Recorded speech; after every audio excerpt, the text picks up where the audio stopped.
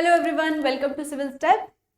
I hope you all are fine and healthy. Very good morning students, very good morning. So let's start our class with the most important 10 questions. ठीक है, first question है हमारा आज का. पहला question है, ध्यान से क्वेश्चन को पढ़ेंगे.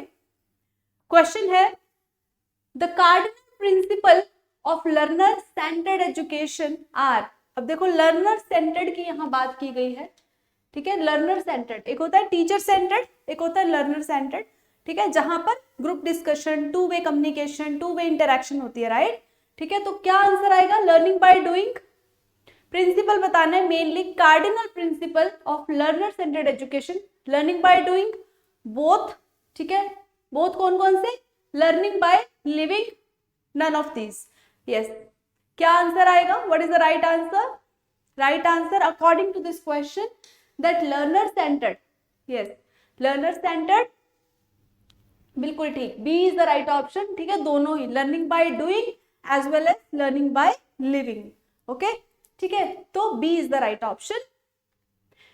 Right, learner centred education is very very important in today's time. Right, dash is the capacity to acquire and apply knowledge. बताएंगे. Yes, dash is the capacity to acquire and apply the knowledge, personality, aptitude, intelligence, attitude.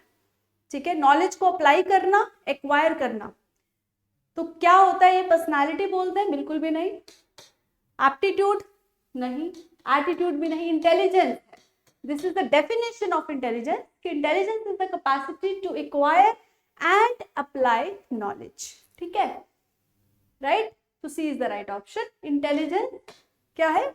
Knowledge को apply करना and acquire करना. Okay, next है the raw material of thinking is symbol, man, semantic, child. yes, raw material of thinking. कोई भी बच्चा अगर raw thinking करता है, raw material thinking क्या बोलेंगे? Very simple, very simple. semantic तो भाई क्या होता है? Understanding level, higher level understanding, like meaningful हम बात करेंगे. semantic means meaningful, right. Man, child ये तो नहीं है, तो क्या है? raw material is symbol. A is the right option. ठीक है, A is the right option. तो सिंबल की फॉर्म में जब कोई बच्चा सोचता है, दैट इज रॉ थिंकिंग. हम कोई भी, हमारा माइंड एक्चुअली इमेजेस की फॉर्म में सोचता है, राइट. हम कुछ भी सोचते हैं तो इमेज की फॉर्म में. What is the unit of heredity? Chromosome, fertilised cell, gene, zygote. What is the unit of heredity? Heredity की यूनिट क्या है? वेरी इंपॉर्टेंट क्वेश्चन, बड़ी बार पेपर में पूछा गया है. What is the unit of heredity? Chromosome, fertilized cell, gene, zygote. ठीक है, the right answer is gene. C is the right option. ठीक है, ये बड़ी बार क्वेश्चन आता है. ठीक है, इसमें स्टूडेंट्स कंफ्यूज हो जाते हैं, कुछ क्रोमोसोम लगा देते हैं, कुछ जाइगोट. तो हेरिडिटी का बेसिकली यूनिट क्या है? जीन. ठीक है, gene is the unit of heredity. Got it. Next है which one of the following is an example of fine motor skills. दो तरह की होती है, एक होती है ग्रोस मोटर स्किल, एक होती है fine motor skills, right.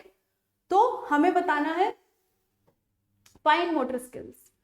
Climbing, running, hopping, writing. Yes, ठीक है, कहीं पे चढ़ना, दैट इज नॉट. ग्रोस होता है जब हम बड़ी मसल्स को, लार्ज मसल्स को यूज करते हैं. फाइन मोटर जब हम स्मॉल मसल्स को यूज करते हैं, राइट. ठीक है, तो climbing is not fine, running is not fine motor, hopping is also, hopping means jump करना, होप करके चलना. ठीक है, जंप करना. राइटिंग जब हम लिखते हैं, ठीक है, जब हम लिखते हैं तो उस टाइम क्या है? हमारी फाइन मोटर स्किल्स यूज हो रही है, तो हाथों की उंगलियों का हम यूज कर रहे हैं, that is the fine motor skills. Okay, a group of students are found to be harassing another student. ठीक है, एक ग्रुप ऑफ स्टूडेंट दूसरे ग्रुप ऑफ स्टूडेंट को, किसी और स्टूडेंट को हैरास कर रहे हैं. What should be your reaction? Punish करोगे, काउंसलिंग करोगे स्टूडेंट की इंडिविजुअली बिठा के, ठीक है, send to their parents, give them a severe warning. Yes, क्या करेंगे एज अ टीचर?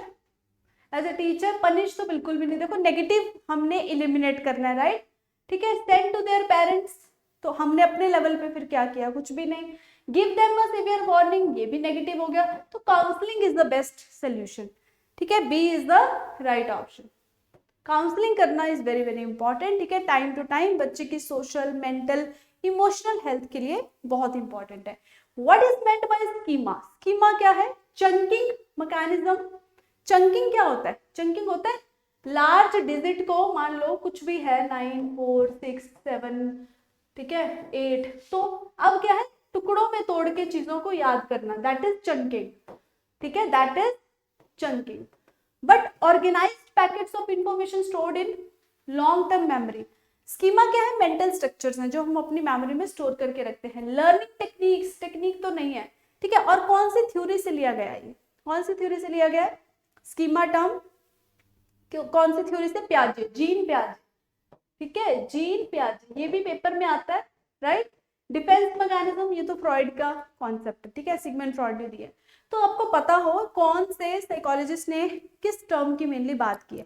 तो कोर्स में आपको बहुत डिटेल में बताया गया स्कीमा क्या है, डिफेंस मैकेनिज्म, जो भी टॉपिक्स हम यहाँ डिस्कस करते हैं, ठीक है, डिटेल में डेप्थ में हमने वहां पे डिस्कस किया। तो ऑर्गेनाइज पैकेट्स ऑफ इंफॉर्मेशन मतलब मेंटल स्ट्रक्चर, ठीक है, कोई भी चीजों को जब हम एक्सप्लोर करते हैं, यहाँ बी राइट ऑप्शन है।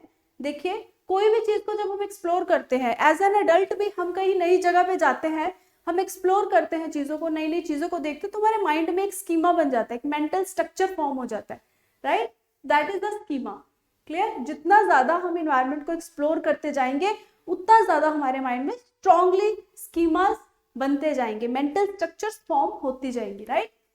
Intelligence testing is useful for knowing, intelligence testing से हमें क्या पता चलता है? किसी बच्चे का इंटेलिजेंस टेस्ट किया तो हमें क्या समझ में आया? इंडिविजुअल डिफरेंसेस पता चलते हैं, educational backwardness, mental retardation, all of these, yes, ठीक है, सभी चीजें साफ दिख रहे हैं। इंडिविजुअल डिफरेंस भी पता चल जाएगा। एजुकेशनल बैकवर्डनेस मतलब बच्चे को कितना नॉलेज है, कितनी समझ है, कितने लेवल है उसका परफॉर्मेंस का, राइट। मेंटल रिटार्डेशन, आईक्यू का जब हम फॉर्मूला यूज करेंगे, जो भी उस बच्चे का आईक्यू आएगा तो उससे हमें मेंटल रिटार्डेशन है या नहीं, ये सारी चीजें कंफर्म हो जाएंगी। तो all of above, D is the right option, ठीक है। इंडिविजुअल डिफरेंसेस और बेसिकली एजुकेशनल बैकवर्डनेस क्या है? In which of the following stages the child looks self-centered? Self-centered. Infancy, adolescence, early childhood, adulthood. In which of the following stages the child looks self-centered? Infancy में self-centered मतलब अहम केंद्रित, बच्चा अहम केंद्रित होता है। इन्फेंसी स्टेज में, एडोलेसेंस में, अर्ली चाइल्डहुड में, एडल्टहुड में। इन्फेंसी में तो बिल्कुल भी नहीं होता, ठीक है। एडोलेसेंस में कुछ लेवल की समझ आ जाती है, शेयरिंग करनी स्टार्ट कर देते हैं बच्चे। एडल्टहुड में और मैच्योरिटी आ जाती है। अर्ली चाइल्डहुड एक ऐसी स्टेज है, ठीक है, 4 5 6 साल की, जब बच्चे, ठीक है, ये चीज मेरी है, ये तेरी है, तो बहुत ज्यादा अहम केंद्रित होते हैं कि पहले अपने आप को सेंटर में रखते हैं कि पहले मेरी बात सुनो, राइट, इस तरह का उनका माइंडसेट होता है। तो C is the right option, early childhood, ठीक है, अर्ली चाइल्डहुड की यहाँ हम बात करेंगे। नेक्स्ट है questioning in the classroom. Questioning in the classroom, अगर टीचर क्वेश्चन पूछता है तो उसका क्या मीनिंग है? क्लैरिफाई करता है सब्जेक्ट मैटर को, वेस्टेज ऑफ टाइम है, ये तो नेगेटिव हो गया। डिवेल्प इनएक्टिविटी, ये भी नेगेटिव, तो इलिमिनेशन मेथड यूज करना स्टार्ट कर दो, राइट। सो क्रिएट इनडिसिप्लिन, ये भी क्या हो गया? ये भी क्या है? नेगेटिव टर्म है। तो positive is the only one, clarify the subject matter. तो इस तरह के क्वेश्चंस भी पेपर में आते हैं, राइट। तो वेरी इंपॉर्टेंट, इस तरह के क्वेश्चन भी पूछे जाते हैं। क्लियर है? तो क्लैरिफाई होना किस चीज का? सब्जेक्ट मैटर का, ठीक है, कि कितना बच्चे को समझ में आया है जब टीचर कोई क्वेश्चंस पूछते हैं। वेरी वेरी इंपॉर्टेंट, ठीक है। तो ये थे मोस्ट इंपॉर्टेंट 10 क्वेश्चंस, जनरली इस तरह के क्वेश्चन पूछे जाते हैं, ठीक है।